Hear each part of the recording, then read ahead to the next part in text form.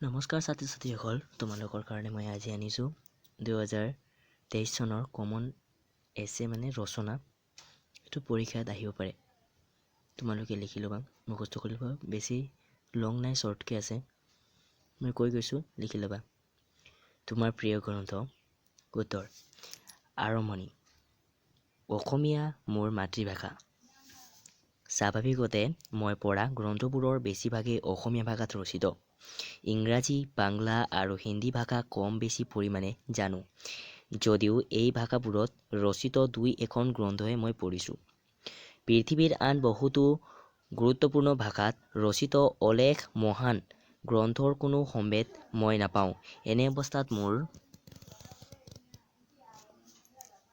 মাতৃভাষা অসমীয়াৰ পৰাই মই মোৰ প্ৰিয় গ্ৰন্থখন বাছনি কৰিব লাগিব। গ্ৰন্থৰ চিনাকি। মোৰ প্ৰিয় গ্ৰন্থখন হ'ল জংগম। সাহিত্যিক দেৱেন্দ্ৰনাথ আচাৰ্যৰ দ্বাৰা ৰচিত এই এখন উপন্যাস। দেৱেন্দ্ৰনাথ আচাৰ্যৰ জন্ম হৈছিল 1937 চনত যোৰহাটৰ গড়খিয়াত দল গাঁৱত। তেওঁৰ পিতৃৰ নাম নগেন্দ্ৰনাথ আচাৰ্য আৰু মাতৃৰ নাম জয়ন্তী আচাৰ্য। 1953 চনত যোৰহাট চৰকাৰী হাইস্কুলৰ পৰা সুখ্যাতিৰে প্ৰৱেশিকা পৰীক্ষাত উত্তীৰ্ণ হৈ তেওঁ কটন কলেজত নামভৰ্তি কৰে। তেওঁ গড়গপুৰ ইঞ্জিনিয়াৰিং কলেজৰ পৰা বি.টেক, লণ্ডনৰ ইম্পেৰিয়েল কলেজৰ পৰা D.R.C আৰু লণ্ডন বিশ্ববিদ্যালয়ৰ পৰা M.Sc ডিগ্ৰী লাভ কৰে। তেওঁ অসমত চৰকাৰৰ বিভিন্ন পদত দক্ষতাৰে কাৰ্যনিৰ্বাহ কৰি শেষত অসম গেছ কোম্পানীৰ সাধাৰণ সঞ্চালক হয়গৈ। 1981 চনত মাত্ৰ 44 বছৰ বয়সতে এই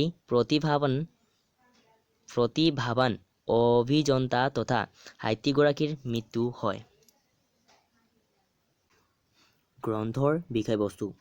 ব্ৰিটিছসকলে বৰ্মদেশ শাসন কৰি থকা সময়ত বহুসংখ্যক ভাৰতীয় মানুহ বৰ্মদেশলৈ গৈ তাত বসতি কৰিবলৈ লৈছিল। কিন্তু দ্বিতীয় মহাযুদ্ধৰ সময়ত জাপানে বৰ্মদেশ অধিকাৰ কৰাত একাংশ বাৰ্মান উগ্ৰ জাতীয়তাবাদীয়ে তাত থকা ভাৰতীয় মূলোদ্ভৱ মানুহখিনিক আক্ৰমণৰ লক্ষ্য কৰি লয়।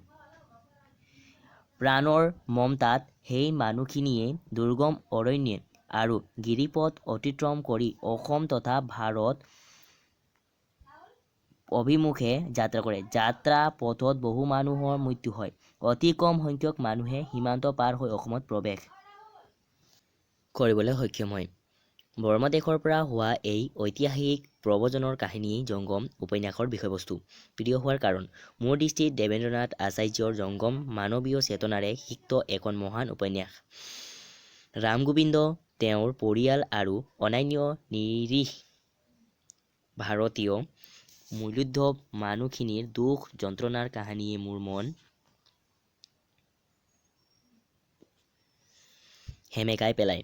অতি প্ৰতিকূল পৰিস্থিতিৰ মাজতো নোংনাওকে ধৰি একাংশ বিবেকবান বাৰ্মানে ভাৰতীয় মানুহখিনিক ৰক্ষা কৰিবলৈ চেষ্টা কৰি মানৱীয়তাৰ পৰিচয় দিছে। ফাদাৰ বেৰী আৰু ড চিমবৰ মানৱ ডা চিমৰৰ মানৱ সেৱাই মন অভিভূত কৰে। মা-পু আৰু চিন্তিৰ প্ৰেমৰ সূচনায়ো মনত সহজতে দোলা দি যায়। বৰ্মাদেশৰ সমাজ সংস্কৃতি, বাট পথ, অৰণ্য, নদী, হ্ৰদ, পাহাৰ পৰ্বত, বিভিন্ন জনগোষ্ঠী আদিৰ বৰ্ণনা অতি জীৱন্ত।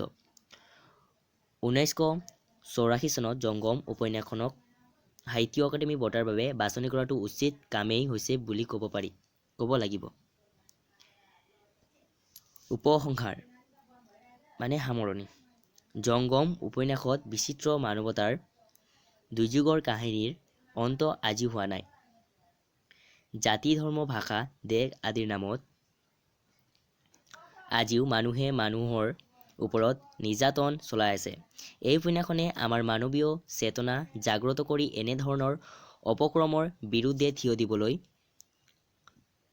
অনুপ্ৰাণিত কৰিব। ধন্যবাদ।